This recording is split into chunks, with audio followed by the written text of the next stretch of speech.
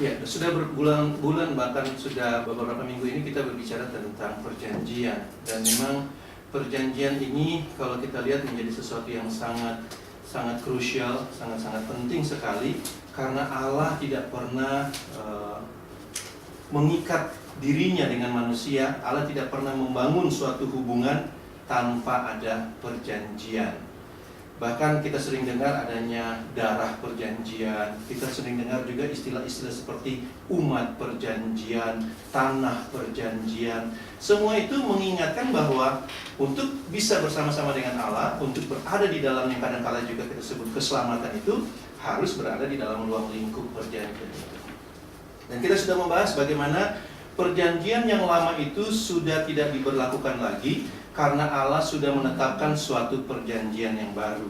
Jadi usaha kita untuk memberlakukan perjanjian lama itu bukan yang nggak boleh, boleh-boleh saja, tapi sia-sia belaka karena Allah tidak hidup dengan perjanjian itu lagi, melainkan Allah berhubungan dengan umatnya, Allah berjalan, bertindak, Allah memberkati, Allah melindungi, itu sesuai dengan perjanjian Dia yang baru dengan umatnya. Nah, minggu lalu kita sudah lihat bahwa Kristus itulah yang dijadikan sebagai perjanjian itu. Kita selalu membedakan antara perjanjian baru dengan Alkitab perjanjian baru. Allah tidak pernah menjadikan Alkitab perjanjian baru sebagai perjanjian Allah. Makanya Anda tidak bisa temukan di situ. Tetapi Allah menjadikan Kristus, Allah menjadikan Yesus, Allah menjadikan pribadi itu sebagai perjanjiannya. Dan darah Kristus ditumpahkan itu dalam rangka memeteraikan, dalam rangka mensahkan suatu perjanjian yang baru. Nah, Anda tahu bahwa darah Kristus tidak dipercikan di atas Alkitab. Sedangkan sebuah perjanjian itu dinyatakan sah apabila ada ditumpahkan darah dan darah itu dipercikan di atas benda-benda itu. Seperti misalnya benda-benda kudus di bait Allah, itu semua diperciki oleh darah. Nah, Allah tidak pernah memercikan Alkitab dengan darah Kristus, tetapi darah Kristus itu merupakan perjanjian yang baru bagi kita sekalian yang percaya kepada Dia. Sekali lagi, Allah tidak pernah memberikan buku bagi Anda dan saya sebagai suatu perjanjian, tetapi Allah memberikan anaknya yang tunggal. Di dalam Yohanes 3 ayat 16 dan seterusnya dikatakan demikian, karena begitu besar kasih Allah akan dunia ini, sehingga Ia telah mengaruniakan anaknya yang tunggal, supaya setiap orang yang percaya kepadanya tidak binasa, melainkan beroleh hidup yang kekal. Yang percaya, yang beriman kepada Kristus, yang beroleh hidup yang kekal. Sebab Allah mengutus anaknya ke dalam dunia bukan untuk menghakimi dunia, melainkan untuk menyelamatkan dia. Dengarkan ayat yang ke-18. Barang siapa percaya kepadanya, barang siapa beriman kepada Yesus, ia tidak akan dihukum. Barang siapa tidak percaya, ia telah berada di bawah hukuman, sebab ia tidak percaya dalam nama anak tunggal Allah. Jadi kondisi ini berlaku otomatis. Kalau Anda percaya, kalau Anda menerima kematian Kristus itu sebagai kematian engkau, karena untuk masuk ke dalam sebuah perjanjian Anda harus menerima kematian Kristus itu. Perjanjian yang baru Anda harus menerima itu. Nah, barang siapa menerima itu, maka dia otomatis tidak berada di dalam hukuman. Tapi barang siapa tidak menerima kematian itu, tidak percaya kepada Kristus, maka otomatis dia berada di dalam hukuman. Penerimaan perjanjian Allah dengan umatnya yang digambarkan dalam perjanjian lama, kita sudah bahas minggu lalu, itu dengan sunat. Ya. Jika engkau menerima perjanjian itu, maka engkau harus disunat. Anak-anakmu harus disunat, tanda mereka menerima. Demikian juga di dalam perjanjian baru. Kematian Kristus itu merupakan penggenapan terhadap sunat itu. Sehingga kita tidak lagi perlu disunat sekarang secara lahiriah. Kenapa? Karena Kristus sudah menggenapinya. Di dalam Kolose 2 ayat 11, ayat itu dituliskan demikian. Dalam Dia kamu telah disunat bukan dengan sunat yang dilakukan oleh manusia, tetapi dengan sunat Kristus yang terdiri dari penanggalan akan tubuh yang berdosa. Karena dengan Dia kamu dikuburkan dalam baptisan, dan di dalam Dia kamu turut dibangkitkan juga oleh kepercayaanmu kepada kuasa Allah yang telah membangkitkan Dia dari orang mati. Jadi kalau kita mengambil bagian dalam kematian Kristus itu sama dengan kita mengambil bagian di dalam perjanjian. Sama seperti bangsa Israel, kalau mereka menyunatkan diri mereka, maka mereka menempatkan diri mereka di bawah kehidupan perjanjian. Kadang-kala mereka disebut dengan umat perjanjian Allah. Begitu pula kita sekarang. Bagaimana supaya saya bisa masuk di dalam perjanjian Allah? Bagaimana supaya saya masuk di dalam keselamatan Allah? Bukan karena dibaptis. Bagaimana saya bisa masuk di dalam berkat-berkat Allah? Bukan karena tumpangi tangan, tapi karena saya menerima kematian Kristus menjadi kematian saya. Perhatikan di sini bahwa kematian Kristus itu harus menjadi kematian Anda dan saya. Jadi bukan Kristus mati lalu saya hidup, tapi kematian Kristus adalah kematian saya. Contohnya seperti ini, saya cuma ingin lebih sedikit terlihat bentuknya. Yesus mati itu terhadap hukum Taurat. Kematian Kristus adalah mengakhiri hukum Taurat. Maka setiap orang yang mau menerima perjanjian yang baru itu, yang mau terikat dengan perjanjian dengan Allah, dia juga harus ikut dalam kematian Kristus. Nah, kematian Kristus itu apa? Salah satunya yang kita bahas tadi, Yesus mati terhadap hukum Taurat. Yesus menganulir, membuat tidak berdaya hukum Taurat itu, atau mengakhiri perjanjian lama itu, sehingga saya kalau mau menerima kematian Kristus, saya pun harus tidak memberlakukan hukum Taurat. Karena itulah kematian Kristus. Tapi kalau saya berkata saya percaya kepada Yesus dan saya menempatkan diri saya di bawah hukum Taurat, itu sama dengan saya tidak mengakui kematian Kristus. Tidak mengakui kematian Kristus, atau saya tidak ikut terlibat dalam kematian Kristus. Kenapa? Karena kematian Kristus itu, Efesus 2, itu mengakhiri hukum Taurat. Saya harus mengambil bagian di dalam kematian Kristus itu. Bukan saya bunuh diri secara tubuh ini, tidak. Tapi matinya Kristus itu apa? Mengakhiri hukum Taurat, berarti saya juga harus mengakhiri hukum Taurat itu. Baru saya bisa masuk di dalam perjanjian dengan Allah. Jikalau Yesus yang mati, dan saya berpikir dengan Yesus itu mati membuat saya mampu melakukan hukum Taurat, itu berbeda sekali prinsipnya dengan kematian Kristus itu. Karena kematian Kristus itu justru membuat hukum Taurat tidak berdaya. Demikian juga saya juga tidak boleh hidup di dalam hukum Taurat. Itu artinya saya mengambil bagian di dalam kematian Kristus. Nah, banyak hal yang akan dibukakan Roh Kudus kepada masing-masing kita mengenai arti kematian Kristus itu. Problemnya bukan cuma Roh Kudus membukakannya kepada kita, apakah kita mentaati apa yang dibukakan oleh Roh Kudus itu. Roh Kudus menyatakan di dalam Alkitab tertulis jelas bahwa perjanjian yang lama itu sudah tidak diberlakukan. Sekarang menjadi bagian apakah kita juga membuat tidak berlaku perjanjian itu bagi kita dan memberlakukan perjanjian baru bagi kita. Karena itu yang Allah kerjakan sekarang. Ini yang menjadi masalah. Bukannya Roh Kudus tidak bukakan, Roh Kudus bukakan kepada manusia yang percaya kepada Yesus. Menjadi masalah kadang-kala kita lebih mengikuti ajaran manusia daripada apa yang telah dibukakan oleh Roh Kudus ini. Jadi Yesus sudah mati bagi kita. Yesus juga memberikan jalan untuk kita berdamai dengan Allah. Yesus juga oleh kematian itu telah menjadikan suatu ciptaan yang baru, suatu perjanjian yang baru, suatu manusia yang baru. Allah telah menjadikan semuanya komplit. Kita tidak perlu lagi melihat ke belakang, kita tidak perlu lagi mengambil perjanjian-perjanjian lama yang telah diakhiri oleh Yesus itu. Karena kalau kita melakukan itu, sekali lagi saya harus katakan ini sangat penting sekali. Kalau kita melakukan itu sama dengan kita melanggar perjanjian Allah yang baru. Bagi umat Israel sudah diperlihatkan di dalam Alkitab jelas sekali.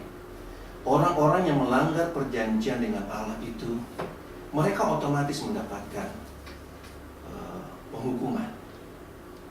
Tetapi saya ingin saudara, Anda melihat bahwa seluruh kegiatan bangsa Israel di dalam perjanjian lama yang Anda lihat itu semua sebenarnya sebagai contoh bagaimana kita hidup sekarang. Di dalam 1 Korintus 10, jelas sekali dalam 1 Korintus 10 ayat 1 sampai ayat 12 itu tertulis hal demikian. Ayat 1 dikatakan demikian, "Aku mau supaya kamu mengetahui saudara-saudara bahwa nenek moyang kita semua berada di bawah perlindungan awan dan bahwa mereka semua melintasi laut. Untuk menjadi pengikut Musa, mereka semua telah dibaptis dalam awan dan dalam laut. Mereka semua makan makanan rohani yang sama, dan mereka semua minum minuman rohani yang sama. sebab mereka minum dari batu karang rohani yang mengikuti mereka. Dan batu karang itu adalah Kristus. Tetapi sungguh pun demikian, Allah tidak berkenan kepada bagian yang terbesar dari mereka, karena mereka ditewaskan di padang gurun. Anda baca ayat ke-6 dikatakan demikian. Semua itu terjadi sebagai contoh bagi kita, untuk memperingatkan kita supaya jangan mengingini hal-hal yang jahat yang telah mereka perbuat. Kalau kita baca seterusnya ke bawah, maka di ayat ke-9 katakan, janganlah kita mencobai Tuhan seperti yang dilakukan beberapa orang dari antara mereka, sehingga mereka mati di pagut ular. Dan janganlah bersungut-sungut seperti yang dilakukan oleh beberapa orang dari antara mereka, sehingga mereka binasa oleh malaikat maut. Di dalam ayat yang ke-11 sekali lagi dikatakan di situ, semuanya ini menimpa mereka sebagai contoh bagi kita. Contohnya apa? Contohnya adalah bahwa mereka ini tidak masuk ke dalam tanah Kanaan karena mereka tidak hidup sesuai perjanjian Allah dengan mereka. Bangsa ini bersungut-sungut sepanjang perjalanan mereka karena mereka tidak mau mentaati perjanjian itu. Bangsa ini dibawa keluar oleh Allah, keluar dari Mesir. Dan sebelum keluar itu, maka mereka harus memotong dulu domba, membalurkan darahnya di pintu itu, dan memakan dagingnya sampai habis. Lalu baru mereka bisa keluar karena ada korban yang Allah buat. Dan itu yang kita peringati dengan hari raya Paskah sampai sekarang. Dan kita tahu hal itu digenapi oleh Yesus dengan mati di kayu salib. Makanya kita merayakan Paskah. Sebenarnya perayaan itu adalah yang menggambarkan bagaimana bangsa Israel itu keluar. Jadi kematian Kristus itu membuat kita keluar dari Mesir. Kematian Kristus itu membuat kita keluar dari dunia ini. Tetapi tidak berapa lama Anda bisa lihat di dalam cerita itu, bahwa bangsa itu begitu mereka keluar dari Mesir, mereka menemukan di padang gurun tidak sesuai dengan harapan mereka. Mereka tidak mendapatkan kehidupan yang dimiliki oleh bangsa Mesir. Mereka ingin hidup seperti di Mesir itu, dapat makanan menurut mereka punya mau. Sedangkan Allah punya tujuan membawa mereka keluar dari Mesir, bukan untuk mereka mati di padang gurun, tetapi supaya mereka bisa masuk ke tanah Kanaan. Itu tujuan Allah. Hal ini tidak berbeda dengan kita. Allah memiliki tujuan dengan kematian Kristus, supaya Anda bisa keluar dari dunia ini, hidup di dalam berkat-berkat Allah, mengenal perjanjiannya, dan masuk di dalam pemerintahan bersama dengan Allah di tanah Kanaan itu, di tempat Allah memerintah itu. Mesir itu merupakan gambaran sebagai dunia. Dan di dalam padang gurun itulah sebenarnya bangsa Israel itu diperkenalkan akan janji-janji dan perjanjian dengan Allah itu. Sepanjang perjalanan di dalam padang gurun itu, bangsa Israel itu harus melakukan perjanjian itu. Ini merupakan gambaran bagaimana Allah benar-benar hadir di dalam perjanjian. Demikian juga dengan perjanjian baru yang sekarang. Kehidupan kita itu bukan cuma beragama supaya kita bisa masuk surga nanti, tidak. Tapi kehidupan kita di dalam dunia ini justru ditempatkan di sini supaya kita mengenal perjanjian kita dengan Allah, supaya dalam keadaan hidup kita yang sekarang ini kita bisa berjalan bersama-sama dengan Allah di dalam perjanjian itu. Sepanjang perjalanan di padang gurun itu hanya perjanjian yang diperlihatkan kepada mereka. Mereka membangun bait Allah itu, tabernakel itu semua adalah perjanjian.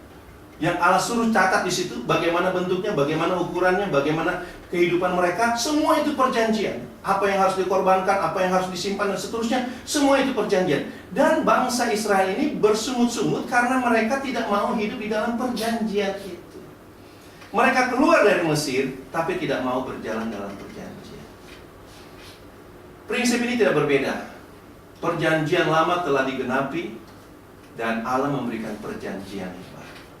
Sebagaimana dia memberikan kepada bangsa Israel sebagai pegangan ikatan antara hubungan dia dengan bangsanya, dengan umatnya, maka demikian juga perjanjian baru sekarang. Sehingga jikalau Anda dan saya tidak mengenal perjanjian baru itu, tidak belajar dari Tuhan akan perjanjian baru itu, maka tidak heran kalau kita akan bersungut-sungut hidup di dalam kehidupan kita yang sekarang. Karena kita tidak mengenal berkat-berkat Allah. Karena berkat-berkat Allah itu hanya ada di dalam perjanjian. Dan itu diperlihatkan sepanjang perjalanan perjanjian lama. Alkitab perjanjian lama menyaksikan itu. Ketika bangsa Israel hidup menurut aturan-aturan Tuhan, maka Allah memberkati mereka. Allah melindungi mereka, Allah menjauhkan musuh-musuh mereka, bahkan Allah membimbing mereka dalam peperangan, memenangkan peperangan demi peperangan. Tetapi ketika bangsa Israel turun ke dalam penyembahan berhala, ketika bangsa Israel melanggar perjanjian itu, maka Allah memberikan musuh-musuh mereka menang atas mereka. Bahkan tidak jarang, bahkan ada saatnya juga mereka diberikan dijajah oleh bangsa yang tak bersunat. Itu Allah berikan sebagai contoh. Demikian juga kita sekarang, saudara. Ketika kita hidup di dalam perjanjian baru, maka contoh-contoh itu sudah diberikan kepada kita supaya kita mempelajarinya. Tadi dikatakan supaya menjadi contoh bagi kita, supaya jangan kita jatuh ke dalam tangan Tuhan. Yang harusnya kita mendapatkan berkat-berkat Tuhan, tetapi kita justru menempatkan diri kita di luar perjanjian, menempatkan diri kita di dalam hukuman Allah. Itu otomatis berlakunya. Di dalam Ibrani 10, kalau kita baca Ibrani 10 ayatnya yang ke-25,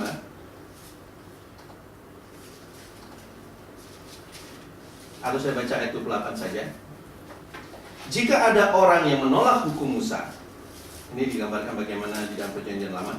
Jika ada orang yang menolak hukum Musa, ia dihukum mati tanpa belas kasihan atas keterangan 2 atau 3 orang saksi. Itu zaman Taurat, zaman bagaimana perjanjian lama itu berlaku. Kalau Anda baca 29 dikatakan demikian. Betapa lebih beratnya hukuman yang harus dijatuhkan atas dia yang menginjak-injak anak Allah, yang menganggap najis darah perjanjian, yang menguduskannya dan yang menghina roh kasih karunia. Jadi hukuman itu berlaku. Tadi dikatakan dalam Yohanes 3 itu bahwa barang siapa percaya, dia tidak akan dihukum. Tapi barang siapa tidak percaya, dia telah menempatkan dirinya otomatis di bawah hukuman itu. Mungkin kita berkata, loh saya kan percaya kepada Allah. Betul. Bangsa Israel juga percaya kepada Allah. Mereka berseru, mereka tahu itu adalah Allah Abraham, Allah Ishak, Allah Yakub. Tetapi mereka tidak hidup di dalam perjanjian. Karena percaya kepada Allah itu sama dengan mempercayai Allah, sama dengan mempercayakan diri kita di dalam hubungan, dalam perjanjian itu. Dan perjanjian ini bukan teori, saudara. Tapi perjanjian yang baru ini adalah praktek. Bangsa Israel tidak pernah mereka berteori dengan hukum Tauratnya. Sepanjang kehidupan mereka itu semua merupakan praktek-praktek yang harus mereka lakukan. Itu suatu realita. Sehingga kehidupan kita sekarang ini, ketika kita hidup di dalam perjanjian dengan Allah, itu adalah praktek, adalah tindakan kita di dalam kehidupan ini, sesuai dengan perjanjian dengan Allah itu. Itu yang kita sebut dengan ketaatan. Jadi taatnya kita orang yang hidup dalam perjanjian baru itu bukan taat terhadap hukum Taurat. Bukan taat terhadap hukum yang berkata misalnya, oh jangan ada percabulan, jangan ada perselisihan. Tapi taat terhadap perjanjian. Anda bisa menafsirkan segala macam bentuk perkataan hukum. Tetapi jikalau Anda tidak taat terhadap perjanjian yang Allah nyatakan kepada Anda dan saya di dalam batin, maka kita bisa melanggarnya. Itu bukan teori. Perjanjian baru itu sekali lagi saya harus katakan bukan teori. Tapi itu adalah praktek bagaimana kita berjalan dengan Allah di dalam perjanjian itu. Sekali lagi saya ambil contoh yang tadi, bahwa yang jelas yang pertama adalah perjanjian itu harus dibukakan oleh Roh Kudus kepada kita, bukan diajarkan manusia. Perjanjian itu dinyatakan kepada kita di dalam roh, dibentuk kepada kita dalam roh, dan kita tinggal mentaati apa yang telah kita ketahui dalam roh itu. Itu yang namanya taat. Jadi bukan mentaati apa yang dikatakan pendeta, bukan mentaati apa yang dikatakan oleh guru-guru agama, bukan mentaati apa yang dikatakan oleh ajaran-ajaran denominasi saya, bukan. Itu lain lagi, silakan saja Anda mau taat itu urusan organisasi. Tetapi hidup di hadapan Allah adalah mentaati perjanjian Anda dengan Allah, bukan perjanjian Anda dengan agama, bukan perjanjian Anda dengan gereja Anda, bukan. Tapi perjanjian Anda dengan Allah yang kita sebut dengan perjanjian baru. Jadi kita punya hubungan dengan Allah langsung, tidak melalui manusia, tidak melalui pendeta, tidak melalui guru-guru agama, langsung dengan Allah, dan perjanjian itu pun langsung dibentuk Allah di dalam diri kita. Inilah kehidupan orang percaya sebenarnya. Dari hari ke hari, mereka bukan taat terhadap hukum-hukum dunia, mereka bukan taat terhadap hukum-hukum agama, tapi mereka taat terhadap perjanjian. Makanya ada istilah umat perjanjian Allah. Sepanjang perjalanan bangsa Israel itu, kehadiran Allah nyata di dalam perjanjian. Dan itu digambarkan dengan kehadiran Allah di atas Ark Covenant itu, tabut perjanjian Allah. Allah hadir di atas tabut perjanjian. Istilahnya saya sudah tabut perjanjian. Jadi di tengah-tengah perjanjian itulah Allah hadir bersama-sama dengan kita. Allah menyapa kita, Allah menegur kita, Allah memberkati kita. Hanya sebatas perjanjian itu. Di luar perjanjian itu tidak ada berkat Allah. Hanya di dalam perjanjian itu, di dalam Kristus itulah keselamatan kita berlaku.